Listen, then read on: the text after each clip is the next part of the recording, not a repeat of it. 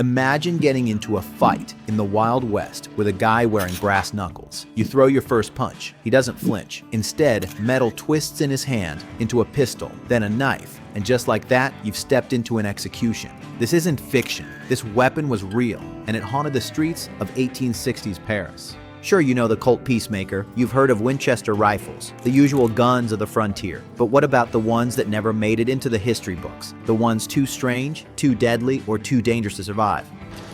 Today, we reveal the top 11 deadliest Wild West weapons you never knew existed, from volcanic repeaters to chain-firing turret guns. And when you see number 1, you'll understand which weapon really conquered the West. The Apache Revolver, the triple threat from Paris streets. So picture this, you're walking through 1860s Paris when some guy pulls what looks like brass knuckles on you. But then this thing transforms in his hands. Out pops a revolver cylinder, and suddenly there's a knife blade gleaming in the lamplight.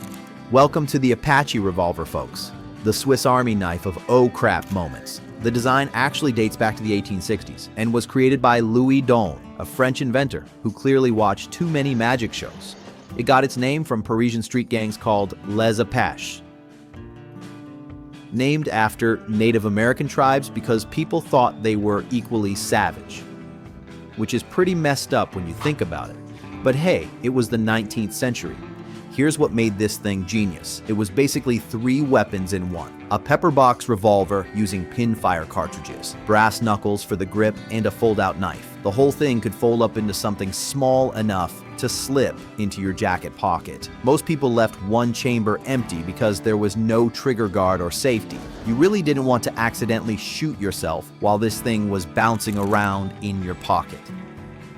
But here's the catch, and it's a big one. This thing had no barrel, like literally 0 barrel. That meant you could probably throw the bullets farther than you could shoot them. No front sights, no rear sights, no accuracy whatsoever. It was basically designed for press this against someone's ribs and hope for the best situations. The Apache Revolver proves that sometimes the coolest looking weapons are actually terrible at being weapons. But man, it looked cool doing it. The leg peg gun, when your disability becomes your deadliest asset. Alright, imagine you're in a Wild West saloon minding your own business when you notice a guy with a wooden leg limping toward the bar. Poor fella, right? War veteran, probably lost it in some battle. Then suddenly he unscrews his prosthetic leg and aims a pistol barrel straight at your chest. Surprise! The peg leg gun was exactly what it sounds like. A functional prosthetic limb that doubled as a concealed weapon. We're talking about an era where missing a limb basically painted a target on your back. The frontier was absolutely merciless to anyone seen as weak or vulnerable. But some folks decided to turn that perceived weakness into the ultimate surprise weapon. The operation was brilliantly simple. Unscrew the wooden exterior of your prosthetic, and boom, you're holding a .41 caliber pistol with enough stopping power to end any conversation permanently. Nobody suspects the guy with the limp, nobody watches the wooden leg tapping across the floor. Death literally walks up to you one step at a time. But this ultimate concealment weapon came with the ultimate price. Single shot only. Once you fired, you were done, and literally legless. Reloading meant completely disassembling your prosthetic leg, which took precious minutes you usually didn't have. Even worse, if you lost your weapon in a fight, you lost your leg too, leaving you crawling in the dirt while your enemies closed in. Talk about putting all your eggs in one basket, or in this case, all your bullets in one leg. It was the definition of go big or go home. Except you might not make it home. The duck's foot pistol, the room clearer that couldn't clear rooms. Picture the chaos of an 1850s frontier saloon when the poker game goes wrong and 5 men reach for iron simultaneously. In that split second of mayhem, traditional pistols become inadequate. You can only aim at one target while 4 others draw down on you. European naval officers had faced similar odds when boarding enemy ships packed with cutlass-wielding sailors, and their solution crossed the Atlantic to America's wildest towns.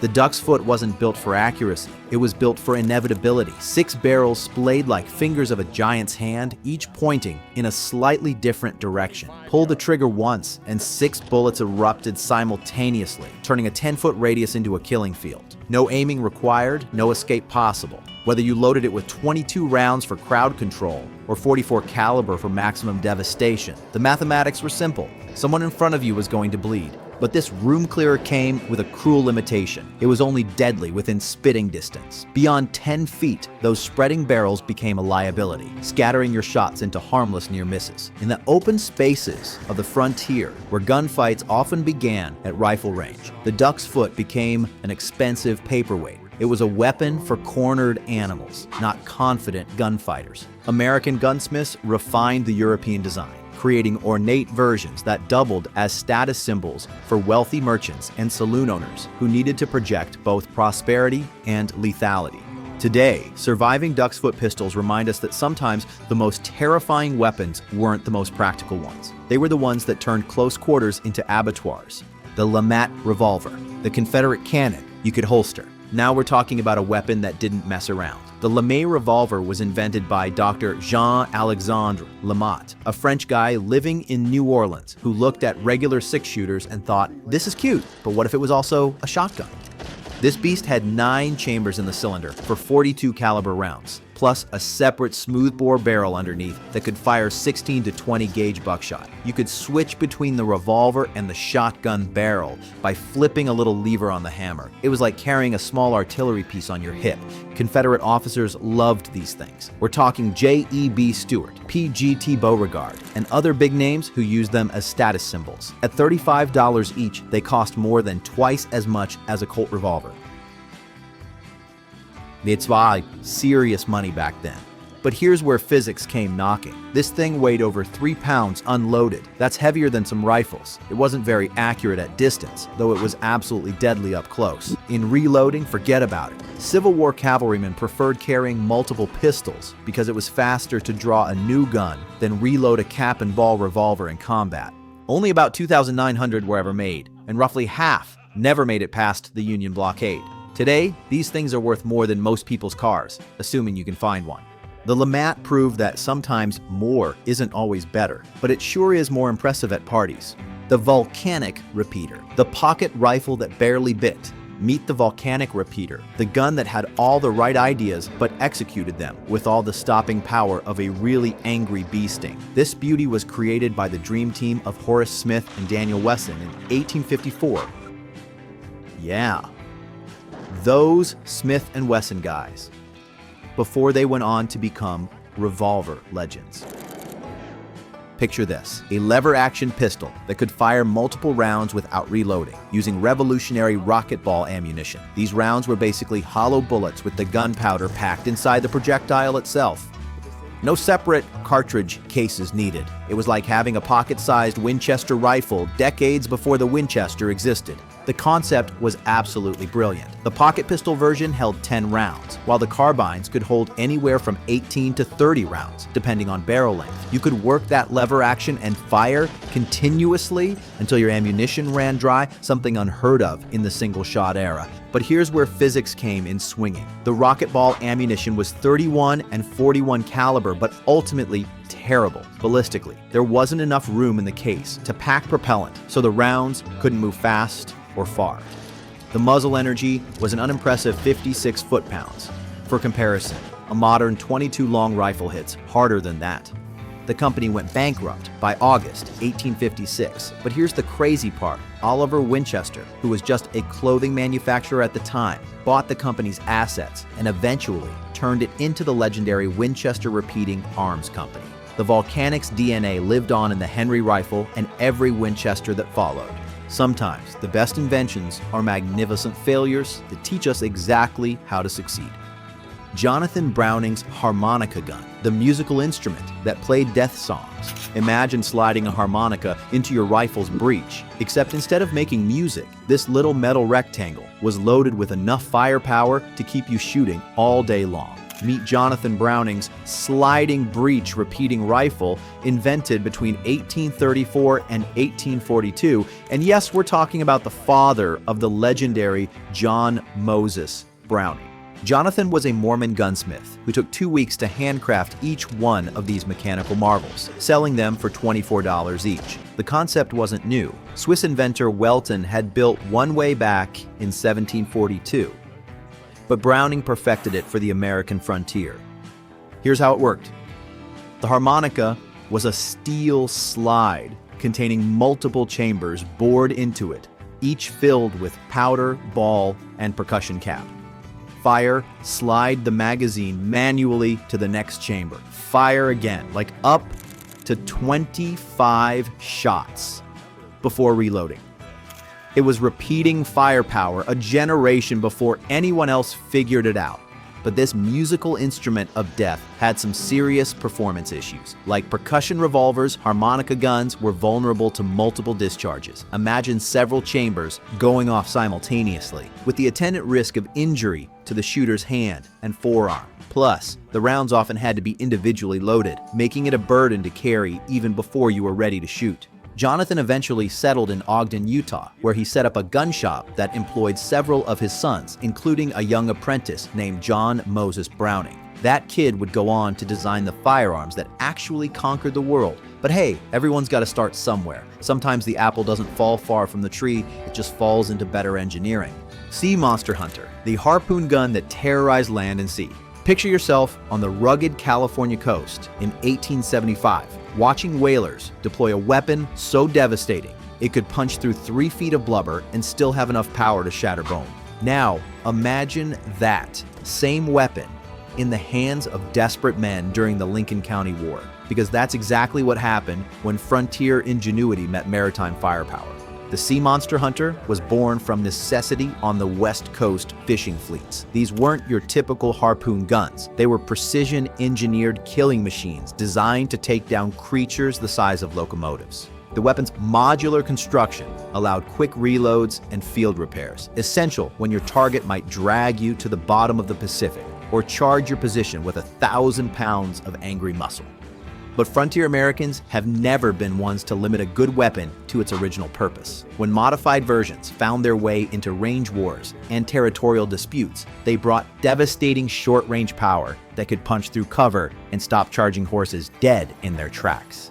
The weapon's maritime origins created limitations on land. Its devastating power came at the cost of accuracy beyond 50 yards, and the specialized ammunition was expensive and difficult to manufacture in frontier towns. Most critically, its single-shot nature meant you had one chance to stop whatever was charging you, whether that was a wounded whale or a gang of rustlers. Chain Turret Revolver, the revolutionary design that almost killed its users. Picture yourself holding a revolver so innovative, it seemed like science fiction. The Chain Turret, with its vertical cylinder that rotated like a Ferris wheel of death. This wasn't just another gun. It was a complete reimagining of how revolvers could work, promising faster reloads and more compact firepower than anything on the market. The Chain Turret's vertical rotation system was mechanical audacity at its finest. Instead of the traditional horizontal cylinder, this weapon rotated its chambers vertically, positioning fresh rounds with clockwork precision. Public demonstrations drew crowds who watched in amazement as this mechanical marvel cycled through its chambers with hypnotic efficiency, promising to revolutionize personal firearms forever. But the Chain Turret carried a fatal design flaw that no amount of engineering brilliance could overcome. In certain positions, loaded chambers pointed directly at the shooter. Every trigger pull became a calculated risk with death, and any malfunction could turn your weapon into a suicide device. The complex vertical mechanism was also prone to jamming, especially when dirt or debris interfered with the rotation. Unlike traditional revolvers that could sometimes be cleared quickly, chain turret malfunctions often required complete disassembly, not exactly ideal when someone was shooting back at you. Parallel barrel gun, the 4-barreled beast of burden. Envision yourself shouldering a weapon that looked like 4 rifle barrels, bound together by engineering ambition and excessive wealth. The parallel barrel gun, the ultimate expression of more is better philosophy applied to frontier firepower. The parallel barrel gun was built for wealthy ranchers and cattle barons who demanded weapons that matched their outsized ambitions. 4 .44 caliber barrels arranged in perfect parallel, fed by an alternating trigger system that allowed controlled rapid fire. You could load each barrel with different ammunition, buckshot for close work, rifle rounds for distance, even specialty loads for specific threats. The engineering was impressive, but the execution was punishing. At nearly 4 kilograms, the weapon exhausted even strong men during extended use. The alternating trigger mechanism was complex and prone to malfunction, while the sheer weight made quick target acquisition nearly impossible. The parallel barrel gun represented the pinnacle of "because we can" engineering. Impressive in concept, punishing in practice, and ultimately too impractical for widespread adoption in a world where lighter, faster weapons dominated survival mathematics. The Deringer Pistol, the pocket assassin that democratized death. Now, this is a weapon we can talk about with confidence. The original Philadelphia Deringer was a muzzle-loading cap-lock single-shot pistol introduced in 1825 by Henry Deringer. In total, approximately 15,000 Deringer pistols were manufactured. All single-barrel pistols with back-action percussion locks, typically .41 caliber with rifled bores and walnut stocks. The term Deringer became a genericized misspelling during the reporting of the Lincoln assassination, which was committed with a concealed Philadelphia Deringer. Henry Deringer created the Philadelphia Deringer in 1853, and these ultra-small percussion pistols were fairly popular, produced until 1868. Here's what made them genius. They were frequently used by women because they were easily concealable in a purse or a stocking. In the Old West, Deringers were commonly known as vest pocket pistols, sleeve guns, and boot pistols. Deringer's production records indicate that these pistols were almost always sold in matching pairs, with a typical price of $15 to $25 for a pair. The choice of buying a pair was partly to compensate for the limited power of a single-shot, short-barreled pistol, and to compensate for a design considerably less reliable than subsequent cartridge Deringer designs. The most famous Deringer was probably the Remington Model 95, manufactured from 1866 until 1935. The gun was made only in .41 rimfire and featured two barrels, one on top of the other, with a cam on the hammer that alternated between top and bottom barrels. Remington manufactured more than 150,000 Model 95 double-barreled Deringers. The Deringer proved that size doesn't matter in a gunfight, but having two shots instead of one definitely helps. The Henry rifle, the Sunday loader that shot all week. And now we come to the weapon that actually worked. The Henry rifle, the gun that didn't just survive the Wild West chaos, it absolutely dominated it. Designed and introduced by Benjamin Tyler Henry in 1860, this was a 16-shot, .44 caliber rimfire breech-loading lever-action rifle. Confederate Colonel John Mosby, notorious for his sudden raids, when first encountering the Henry in battle, called it "that damned Yankee rifle that can be loaded on Sunday and fired all week." That nickname stuck, and for good reason. This thing could fire 15 to 30 shots per minute, while a soldier with a single-shot muzzleloader could only manage 2 to 3 shots per minute. Here's what made it so revolutionary. It used metallic cartridges at a time when most people were still fumbling with powder and ball. To load the magazine, you moved the cartridge follower into the top portion of the magazine tube and loaded up to 15 cartridges individually. No ramming, no powder measuring, no percussion caps, just smooth, fast lever action. Only 1,731 were purchased by the government during the Civil War, but 6,000 to 7,000 saw action through private purchases by soldiers who could afford it. At $40 to $50 per rifle, that was serious money. About $1,250 to $1,500 in today's dollars. But soldiers who saved their pay to buy one believed it would help save their lives. According to firearms historian Herbert G. Howes, one man armed with a Henry rifle was the equivalent of 14 or 15 men equipped with single-shot guns. It became known as the 16-shooter because one round could be chambered while 15 rounds sat in the magazine. The Henry proved that sometimes the most revolutionary weapons are simply the ones that work exactly as promised, when everything else fails. No gimmicks, no complications, just reliable, devastating firepower that shaped the American frontier forever. Some of the most brilliant weapons of the Wild West never made it into the spotlight, not because they didn't work, but because they worked too well, or not well enough. Innovation on the frontier was fast, dirty, and often deadly. War, survival, and desperation pushed gunsmiths to invent things the world wasn't ready for, and in many cases would never see again. Some of these weapons were ahead of their time. Some were dangerous to everyone around them, including the shooter, and some were quietly buried by history, their genius forgotten in the dust. Now it's your turn. Which of these weapons would you trust with your life, and which ones should have stayed buried forever? Drop your answer in the comments, and don't forget to like, subscribe, and fire up the next video. This story's just getting started.